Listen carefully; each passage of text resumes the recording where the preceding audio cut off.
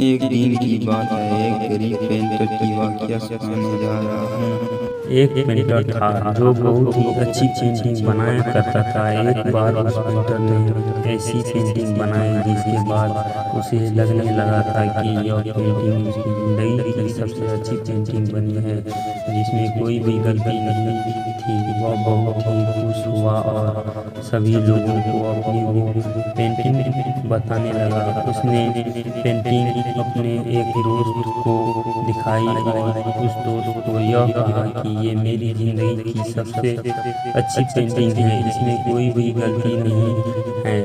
उसके दोस्त ने उससे कहा कि अगर तुम्हें सच में यह देखना है कि इस पेंटिंग में कोई भी गलती नहीं है तो तुम इस पेंटिंग को एक चौराहे पर लगा दो जहाँ पर लोग आते जाते रहते हैं, और वहाँ एक बोर्ड लगा दो और उस पर लिख दो कि अगर वहाँ पर एक काला कोई निशान लगा दिया है पेंटर ने, तो ऐसा ही किया, अपनी पेंटिंग को एक चौराहे पर लगा दिया और वहाँ पर एक काला बरस रखकर वहाँ से चला गया। जब वह पेंटर शाम को वापस आया तो उसने देखा कि उसकी पेंटिंग पर इतने निशान थे कि वो पेंटिंग पूरी काली हो गई थी।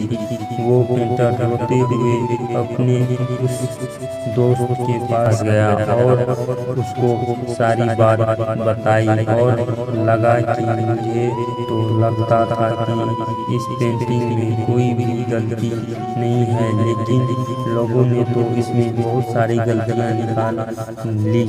सब कुछ सुनने के बाद उसके दोस्त ने उससे कहा कि तुम एक और सेम ऐसी ही पेंटिंग बनाओ और उस पेंटिंग को उसी चौराहे पर रख देना, लेकिन अब वहाँ पर लिखना कि इस पेंटिंग में आपको जहाँ पर भी गलती दिख रही है वहाँ सुधार कर दीजिए। उस पेंटर ने ऐसा ही किया, एक वैसी ही पेंटिंग बनाई और उसे उसी चौराहे पर रख दिया और वहाँ पर कुछ बरस भी रख दिए और वहाँ से चला गया। जब शाम हुई और वो पेंटर वापस आया तो उसने देखा कि उस पेंटिंग में कुछ भी बदलाव नहीं हुआ था।